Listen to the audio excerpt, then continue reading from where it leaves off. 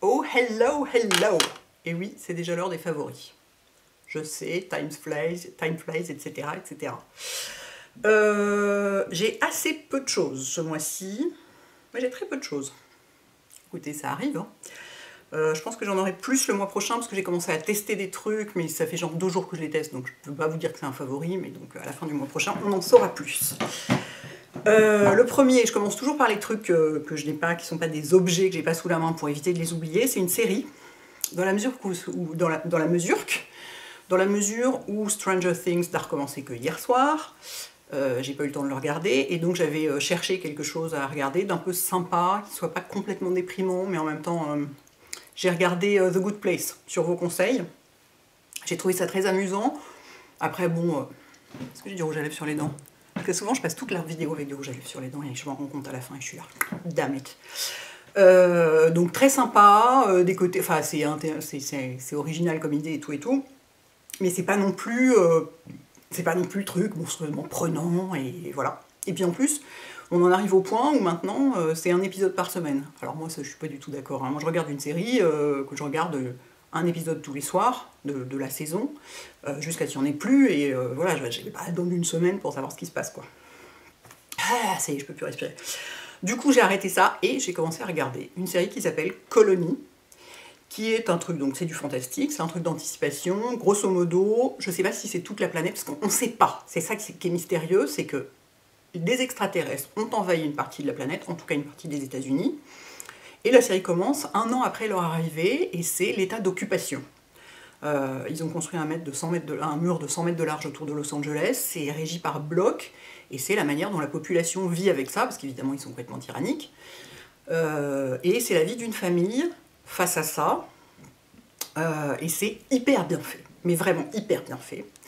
Et en plus l'acteur principal c'est Josh Holloway, je ne sais pas si vous le connaissez, si vous le connaissez pas, googlez, c'est juste... Voilà, donc à lui tout seul, il suffit à... Dès qu'il est à l'écran, c'est bon, on n'a besoin de rien d'autre. Non mais vraiment, en plus c'est vraiment hyper bien fait, quoi. Parce que c'est super mystérieux. On est en état d'occupation. C'est la dictature, quoi. C'est vachement... voilà, chacun réagit comme il peut, et on ne sait pas, on les a jamais vus, on ne sait pas à quoi ils ressemblent, on ne sait pas pourquoi ils sont venus, donc il y a un côté, voilà, super, super bien fait. Donc je viens de finir la première saison, je vais entamer la 2, il y en a 2 sur Netflix, je sais pas combien il y en a au total... en dehors de Netflix, mais moi vous savez que sortie de Netflix, c'est pas possible. Cette caméra est trop haute. Excusez-moi, je vais la redescendre un tout petit peu, parce que sinon j'ai l'impression que je suis obligée de tendre le cou pour qu'on me voit en entier. Voilà, donc voilà pour la série du mois. Évidemment que le mois prochain, ce sera Stranger Things, vous vous en doutez bien. Une bougie que j'adore, qui n'est pas une nouveauté, qui est sortie... Quand est-ce qu'elle est sortie? Je me souviens plus, mais enfin ça fait un moment. C'est la bougie Feu d'Or de Durance. Il y en a plusieurs dans cette collection. C'est une collection qu'ils ont fait avec Revol. Vous savez, le constructeur de porcelaine. Le porcelainier, qui est le seul en France à pouvoir produire une porcelaine noire mate comme ça. Et la bougie Feu d'Or. Regardez, c'est rare que j'arrive... c'est très rare que je finisse des bougies, hein, parce que moi j'en allume très peu, parce que dès que c'est allumé depuis 5 minutes, ça me fait tousser. Donc voilà, c'est pas très simple. Donc je suis obligée d'ouvrir les fenêtres en même temps. Donc ça va s'il fait pas froid, sauf que c'est précisément l'hiver qu'on a envie de faire brûler des bougies, donc quand il fait froid. Bref. Et celle-ci, c'est un des trucs les plus extraordinaires que j'ai jamais senti. Elle sent littéralement le feu de bois. Elle sent la fumée de bois. C'est vraiment, ouais, c'est l'odeur du feu de bois dans une maison de campagne. Elle est complètement dingue. Je l'ai offert à plusieurs personnes. Tous sont complètement, mais ils sont là, mais c'est pas possible. Comment est-ce qu'ils ont réussi à fabriquer une odeur pareille? Ah, c'est tellement réconfortant, c'est une odeur complètement sèche. Vraiment, l'odeur de la fumée du feu de bois à la campagne. Et rien d'autre. Donc ça, je l'ai rallumé, là, je l'ai fait brûler hyper souvent. Heureusement, j'en ai une en backup. Et en plus, c'est très joliment présenté. Vous avez un petit couvercle avec marqué... C'est vrai qu'elle jette tout par terre. Un petit couvercle avec marqué Durance dessus, qui peut vous servir soit à la poser dessus, si vous n'avez pas envie d'abîmer votre surface, soit, moi, vous voyez, il est noir, parce que je m'en sers, pic, je le mets comme ça et ça l'éteint. Tout simplement. J'adore cette bougie. J'en ai plein d'autres que j'adore. Je pourrais faire une vidéo sur mes bougies d'automne ou d'hiver préférées, j'aurais de quoi faire, je peux vous dire. Un autre truc, ça c'est une nouveauté, c'est, j'en ai déjà descendu pas mal, l'Occitane vient de sortir une huile de douche dans la gamme Karité. Vous savez que la gamme Karité chez l'Occitane, c'est ma préférée. avec la verveine. Et l'hiver, c'est vraiment la karité, j'adore. Et alors les huiles de douche l'hiver, c'est top parce que c'est hyper doudou, quoi. C'est vraiment, c'est très riche, ça peut absolument pas dessécher la peau. Et donc voilà, je l'adore. Je tenais à le signaler. Elle sent l'odeur de la gamme karité de l'Occitane. Ah, il y en a partout. Je viens de la sortir de ma douche, donc c'est un peu... Non, je ne vais pas l'ouvrir, mais enfin, si vous connaissez l'odeur de la gamme karité de l'Occitane, vous verrez le type d'odeur que c'est. C'est une odeur assez fraîche, mais un peu réconfortante en même temps. Et combien il y en a? 250 ml. Faut pas en mettre trop, c'est très riche. Ça vaut... Moi j'ai tendance à en mettre trop, c'est pour ça que j'ai déjà descendu tout ça. Ça vaut le coup d'en mettre un petit peu dans sa main et de l'émulsionner à l'eau pour la faire mousser avant de frotter. Et hop, elle jette un coup de poing dans son rouge à lèvres avant de frotter les parties du corps concernées. Parce que si vous mettez directement le produit sur le corps, c'est très épais et du coup vous en mettez trop. Et alors qu'en fait, ouais, faut l'émulsionner un peu à l'eau. Très réussi. Good job l'Occitane. Ensuite, je vous en ai déjà parlé sur mon blog, mais il y a des gens qui viennent ici qui ne font jamais sur mon blog. J'ai découvert 2 parfums ce mois-ci qui sont des merveilles.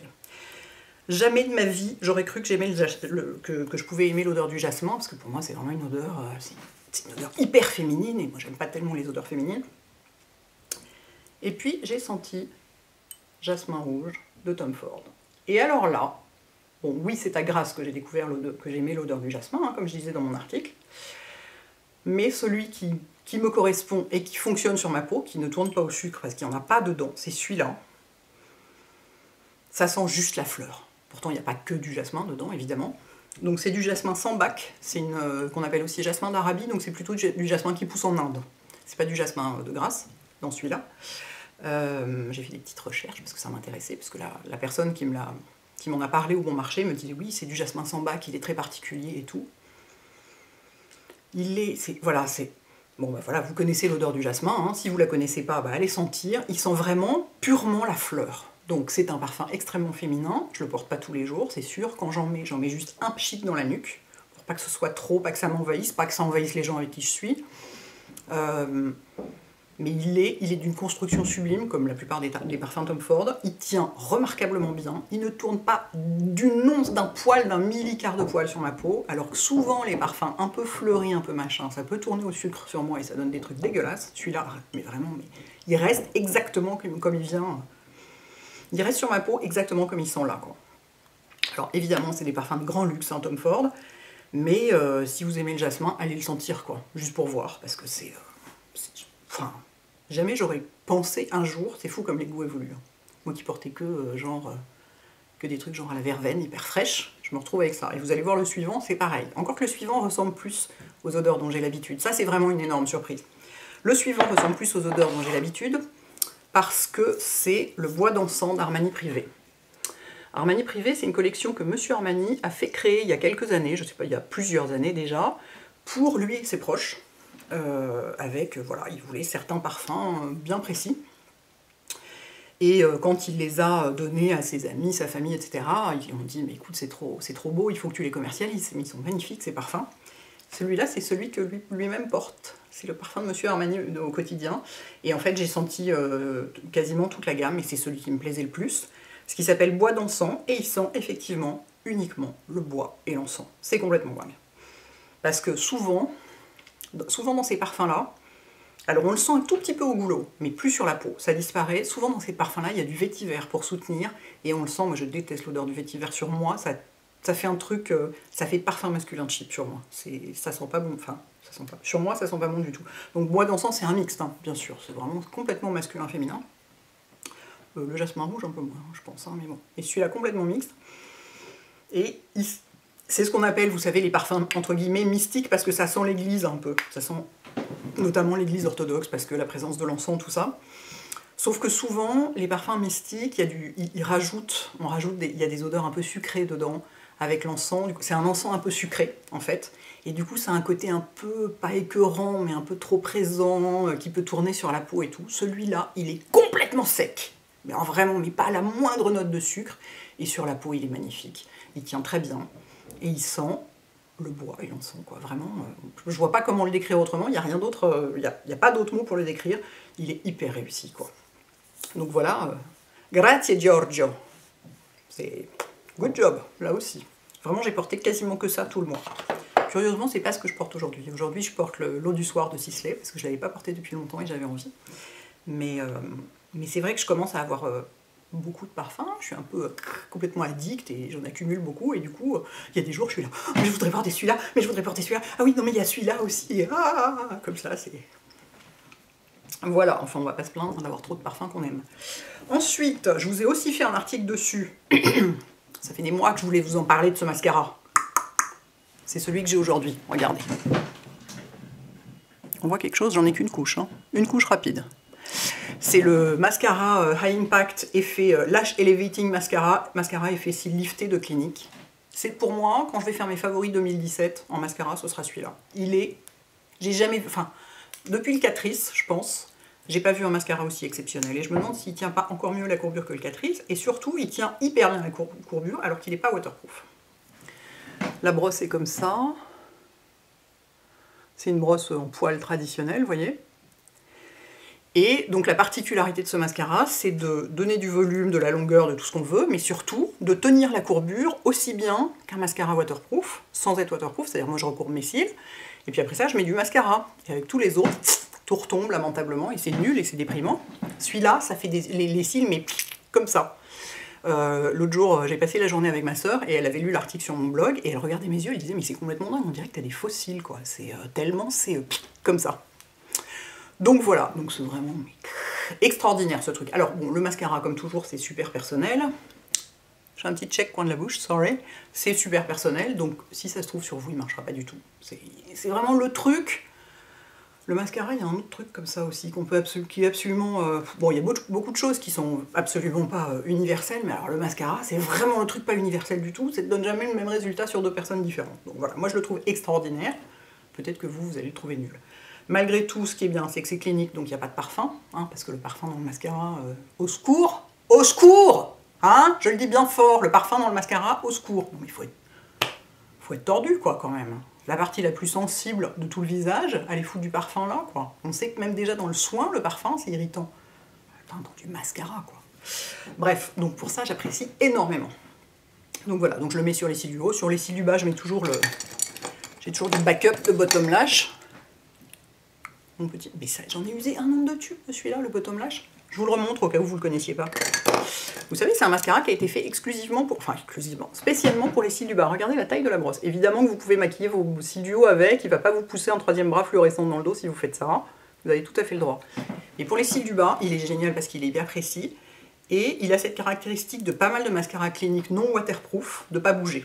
C'est-à-dire qu'il n'est pas waterproof. Et pour autant, les gens qui ont la peau un peu grasse ici, disent, moi j'ai pas du tout la peau grasse donc je peux pas vous dire, mais les gens qui ont la peau un peu grasse autour des yeux, sur les paupières, disent qu'ils bougent pas, ils bavent pas du tout sous les yeux. Bref, j'avais pas du tout prévu d'en parler dans mes favoris, donc passons à autre chose. Qu'est-ce que j'ai sur les yeux? Qu'est-ce que c'est que cette petite merveille? Attendez, je vais faire un zoom, parce que j'aime bien zoomer, je trouve ça drôle. Est-ce qu'on voit quelque chose? Ouais. Regardez-moi cette petite merveille. C'est beau, hein? C'est du fard à paupières crème. Je sais pas si vous vous souvenez, j'avais été au défilé Armani à Milan au mois de février. Et à l'occasion de chaque défilé, Monsieur Armani fait avec... ah mon Dieu, voilà, j'oublie son nom au moment où je veux le dire.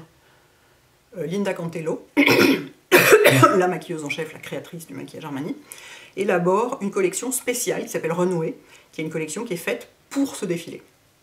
Et là, dedans, il y avait entre autres ce petit fard que je porte sur les yeux, qui se porte.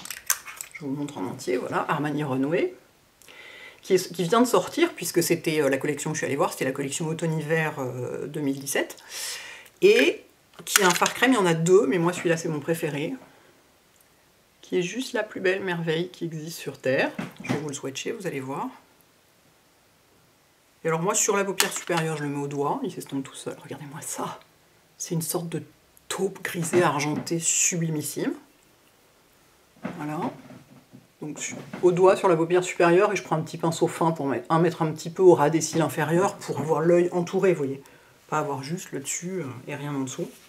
Il est mais tellement subtil, on peut en mettre un tout petit peu, on peut en mettre plus si on veut plus d'intensité, on peut mettre un trait de liner par-dessus si on a envie. Et ce qui est extraordinaire, c'est qu'on a l'impression que les pigments sont dans une base transparente. Et là, on est en lumière naturelle, donc il est nacré, enfin il est légèrement irisé. Mais à la lumière, c'est toujours ce genre de fard en lumière artificielle. Si vous regardez, c'est magnifique parce que là, ça se met à scintiller littéralement. On dirait qu'on a presque des gouttes d'eau sur les paupières, quoi. Et voilà, c'est ça. Il est dans une base presque transparente. Du coup, il n'y a rien qui étouffe les pigments. Il n'y a pas d'effet crayeux ou je sais pas quoi. Et oh, il est vraiment magnifique. J'adore. Et voilà, vous voyez, je l'estompe au doigt. Il s'estompe évidemment tout seul. Il tient très bien. Énorme coup de cœur. Et enfin, le rouge à lèvres que je porte. C'est un semi-coup de cœur, mais je vous en parle quand même parce que la couleur est tellement jolie. C'est un Balmain et L'Oréal qui s'appelle Confession, que j'ai acheté tout simplement chez Monoprix, et qui a quand même une couleur magnifique. Look at this. C'est du pêche, tout simplement. C'est un pêche, mais tellement joli, quoi. Regardez. Regardez-moi ça comme il est beau. Alors là, sur l'écran de contrôle, ça transfère un peu plus violent qu'en réalité. Mais vous voyez bien sur mes lèvres. C'est absolument ravissant. Alors, ça c'est le bon côté du truc. La couleur, qui est hyper réussie, très chic. Le mauvais côté, c'est la texture. C'est un mat. Moi, j'applique toujours mes rouges à lèvres sur du baume à lèvres. Parce que quoi qu'il arrive, même des pas mat, ça me dessèche complètement et tout et tout. Celui-là, c'est vraiment indispensable, je trouve, parce que j'ai essayé de le mettre sans baume à lèvres. Et alors, pour le coup, ça fait crayeux. La couleur et la texture sont pas uniformes, ça se met dans les petits plis, dans la moindre imperfection de la bouche et tout et tout. Là, pour le coup, c'est pas une texture luxueuse, et du coup, ça fait vraiment pas joli, et ça, bon, évidemment, ça dessèche, hein, comme tous les rouges à lèvres mat, donc moi, c'est pour ça que je mets du baume à lèvres dessous, mais j'ai remarqué en plus que de toute façon, sans baume à lèvres dessous, c'était pas, le rendu était pas joli, c'est vraiment pas uniforme, quoi. Donc, mais sinon, cette couleur... Est-ce qu'on zoome? Non, je ne veux pas vous refaire le coup du zoom, mais regardez-moi cette couleur comme c'est joli. Vraiment le petit pêche parfait. Et donc, voilà, avec du baume dessus, dessous, il ne dessèche pas. Pardon, et il ne coûte pas une blinde. Donc voilà, j'aime beaucoup. Je suis contente parce que j'avais un peu que des nudes, j'avais pas vraiment de vraie pêche d'hiver ou d'automne. Et là, voilà, j'aime beaucoup. Et voilà, j'ai fini. 17 minutes seulement pour une vidéo favori. Mon Dieu, que m'arrive-t-il? Écoutez, ça arrive des fois, c'est comme ça. Bah écoutez, dites-moi s'il y a des produits que vous connaissez dans tout ça. J'aime bien, à chaque fois, échanger au sujet des produits, dire si vous les avez essayés, que vous les avez trouvés absolument nuls ou géniaux, ou ce genre de trucs, c'est rigolo, quoi. Voilà, passez un bon dimanche, les enfants. À bientôt. Ciao.